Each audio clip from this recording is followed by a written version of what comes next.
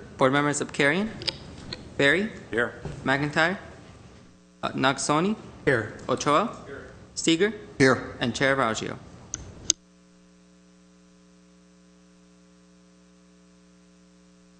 Sure. The agenda for September 23rd, 2015 special meeting of the Glendale Oversight Board was posted on Friday, September 18, 2015 on the bulletin board outside City Hall.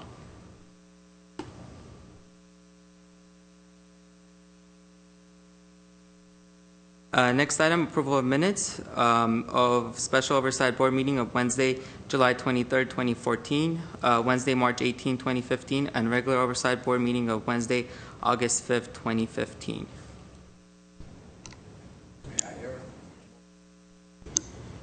Move to approve July 23rd minutes. I will second. Board members Abkarian, Berry, I wasn't at that meeting, so abstain. McIntyre, Nagsoni, Yes. Ochoa, Abstain on those minutes. Steger, Yes. and Chair Raggio. Abstain. Okay, we'll just have to carry these over to the next meeting again. Thank you. Next item, please. Next item under 3A, Director of Community Development regarding report on Senate Bill 107. Ooh, what about the other minutes? The March 18th. Oh, we can take them in. Mr. Chairman, staff would request that you take the action item first. Some of your colleagues need to attend another meeting, and we can catch them up on that information. Thank you. Then let's do as suggested. Go to item 4, please. Item 4A, Director of Community Development regarding recognized obligation payment schedule for January through June 2016 ROPS 1516B. Thank you. And at 4A1, resolution adopting recognized obligation payment schedule for January through June 2016, including administrative budget for the same period. We'll come back to it. Okay. Good afternoon, board members. This time for the ROPS presentation, I will go to our Administrative Officer, Cassandra Pruitt, who has been responsible for the last couple of ROPSes. If you haven't already met her, I'll introduce Cassandra to give an overview of ROPS 1516B. Thank you. Good afternoon, Chair Raggio and Oversight Board members.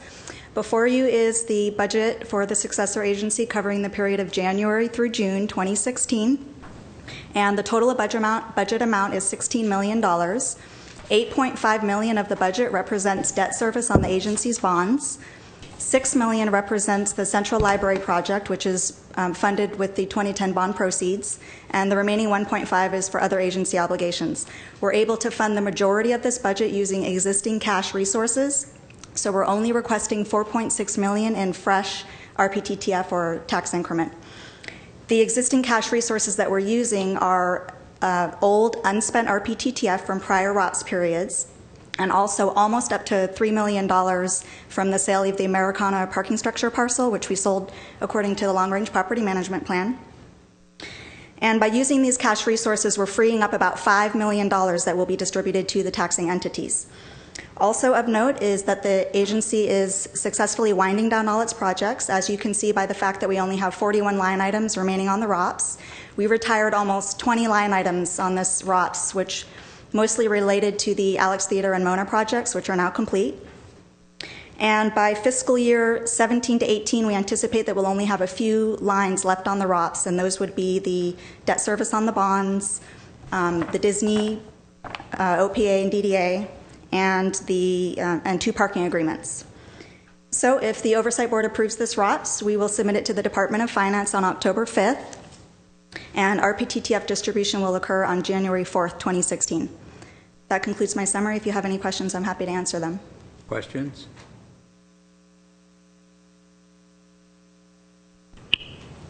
No questions, so may I have a motion to approve? So moved. Is there a second?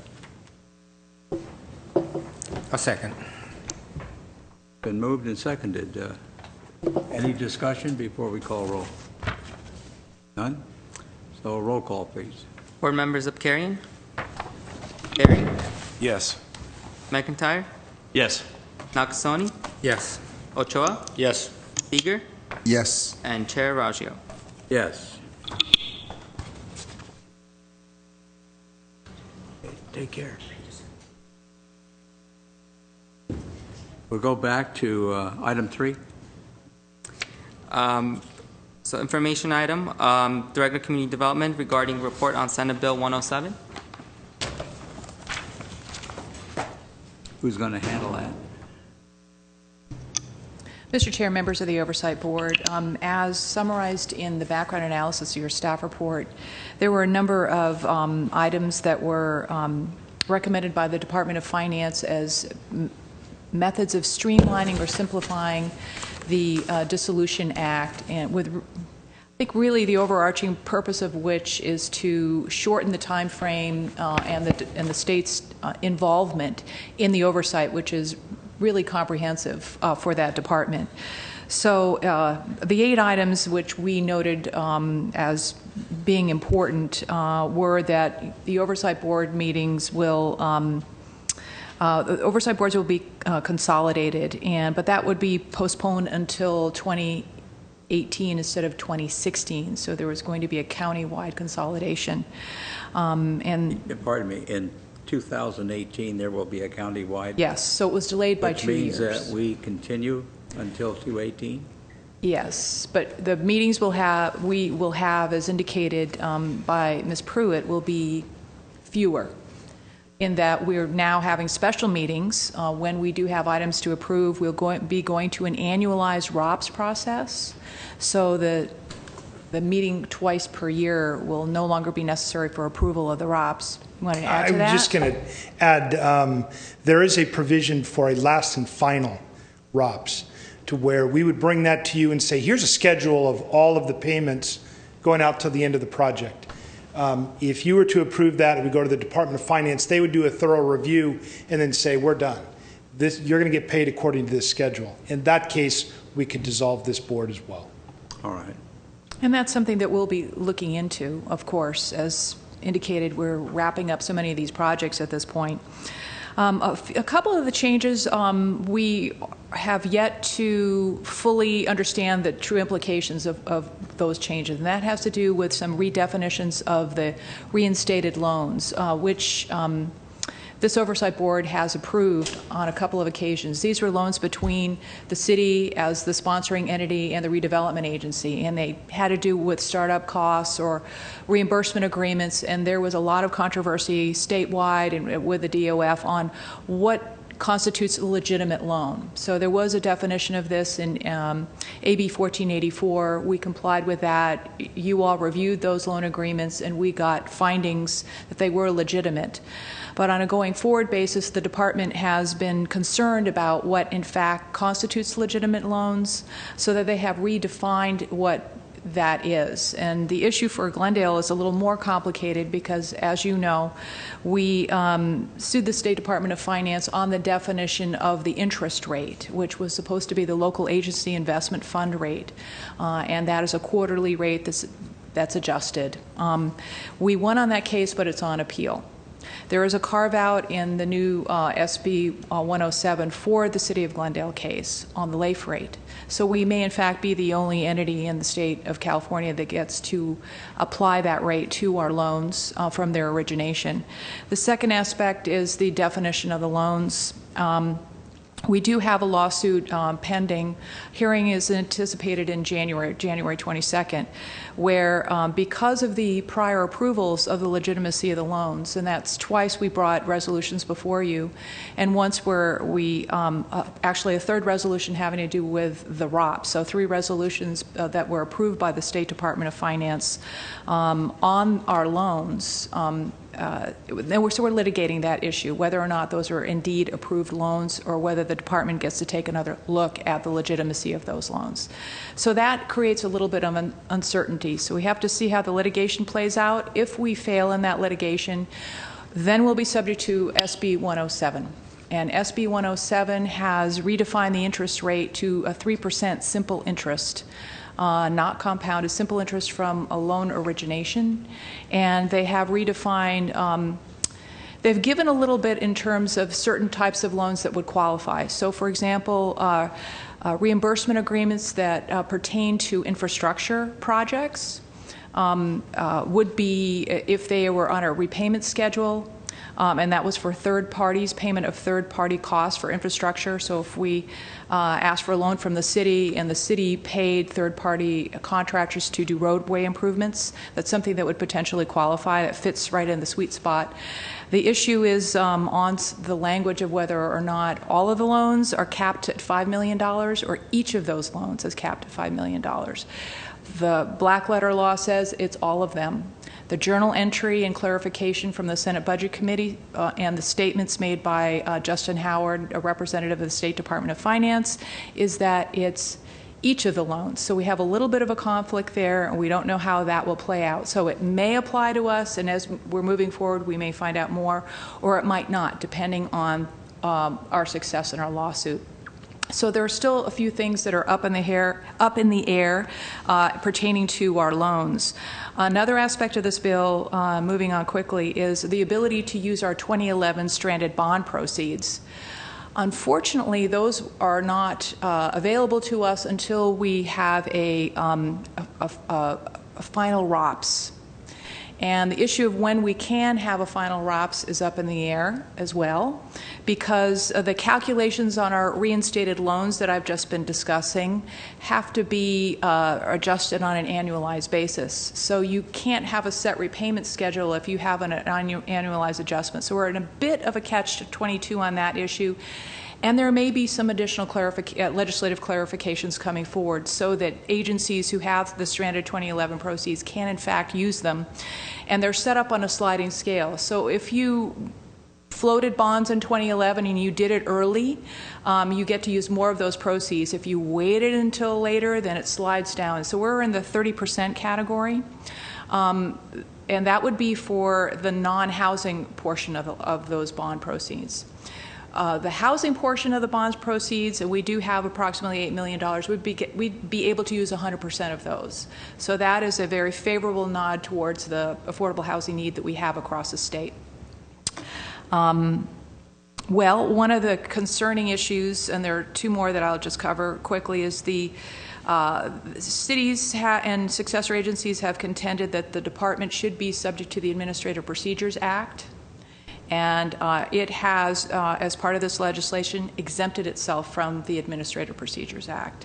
It also has limited the city's ability to recoup legal fees to the administrative costs. So there was quite a bit of controversy and testimony in Sacramento concerning a limitation on access to justice as a consequence of that, the inability to pay to challenge the implementation of these regulations that are now not subject to the Administrative Procedures Act. So as you can tell, quite a contentious situation across the state. I think if you saw any of the testimony on September 11th, which was the last day when bills were being signed and heard on the floor, that there were definitely winners and losers with this bill. There were many cities that had specific needs, such as San Francisco, with its affordable housing crisis and some commitments that it already had. Others who had CBDG and HUD loans that weren't being honored. So there were some carve-outs for those sorts of things. But many cities who have these reinstated loans or loans that they seek to reinstate between their cities and redevelopment agencies are still in an uncertain place until we get a little bit more information about how this will be implemented. So I don't know if Counsel for the Oversight Board wanted to add any additional insight with regard to SB 107, but those were sort of, it was a lot of conversation, but some of the highlights that are of concern to Glendale.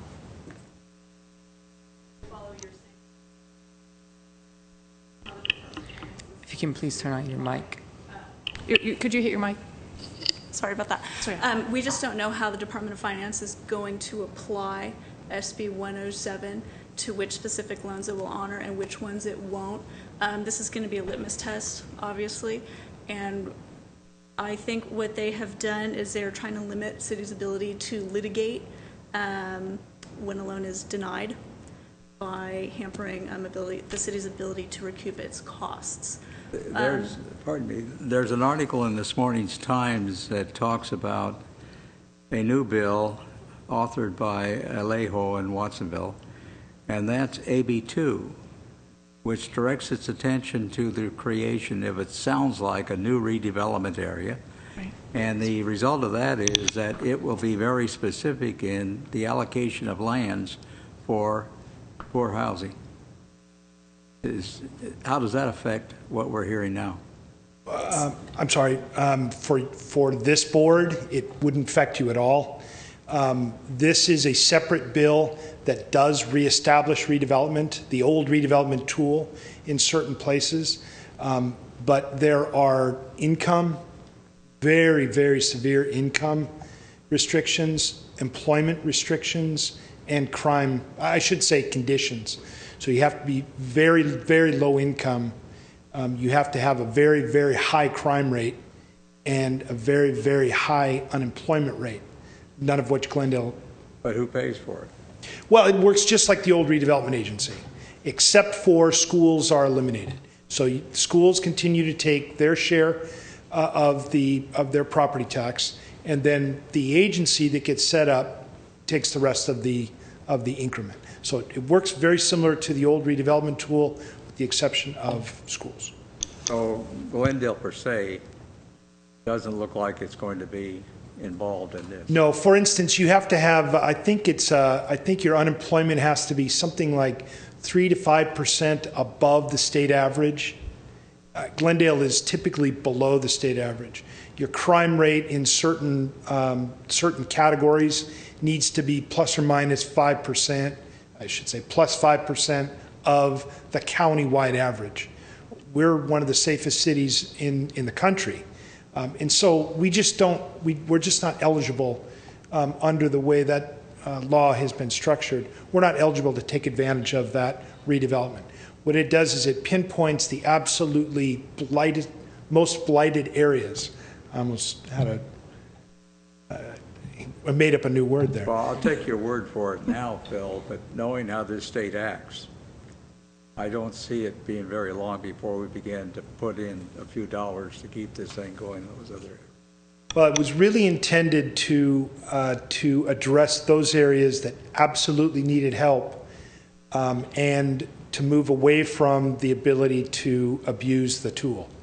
And by all accounts, there have been abuses in the history of redevelopment. This really pinpoints those areas that are most blighted and need the most assistance. And only there can you use the tool. Thank you. Any further discussion with respect to 107? I just would note that your staff report, because it was prepared last week, notes that it's on the governor's desk for signature. He did indeed sign it yesterday, and it is effective immediately. That's correct. So it's enforced.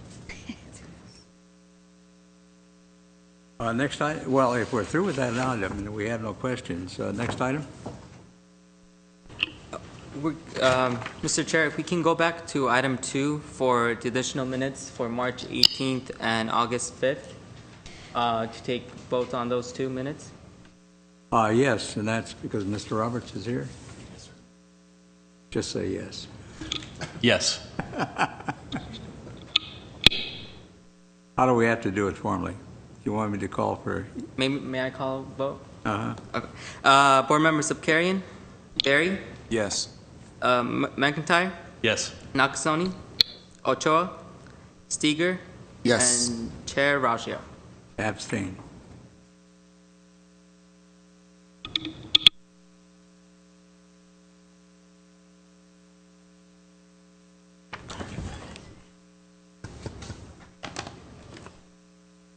That it? Of August 5th? And now for August 5th, if we may take a roll, Mr. Chair. Board Members Subkarian? Berry? Yes. McIntyre? Yes. Nakasone? Yes. Ochoa? Steger? Yeah. Yes. Board Member Steger, you were absent on that day. Thank you for reminding me. I abstain. And Chair Raggio. Yes.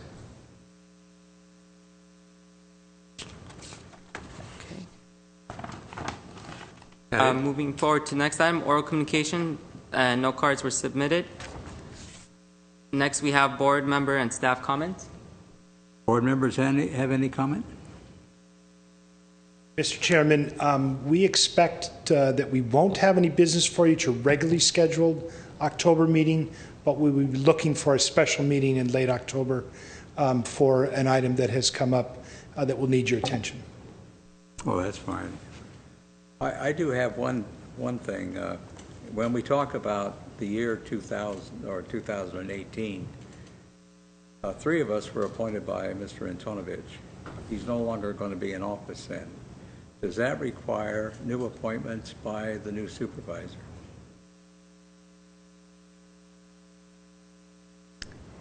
I don't have my Dissolution Act in front of me, but I do believe the language is a Board of Supervisors, so I'm not sure if it's necessarily Supervisor Antonovich, but I can look into that and either send out an email or bring it back to the next meeting.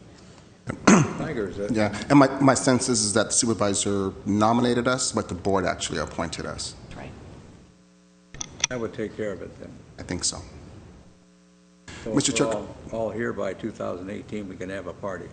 I have a question, Mr. Chair. So on the minutes that we just approved, did we approve all 3 minutes? The July 23rd will be carried over till the next okay. meeting. All right, that's where I got confused. Thank you. And I forgot to mention at the beginning of the meeting, I'd like to introduce Michelle McCarran. She's representing our legal counsel, Green Bortonowski, and she's sitting in for Charles Grin today. Welcome, formally. Do we have anything else? I'll entertain a motion for adjournment. So moved. Second? Second. We are adjourned.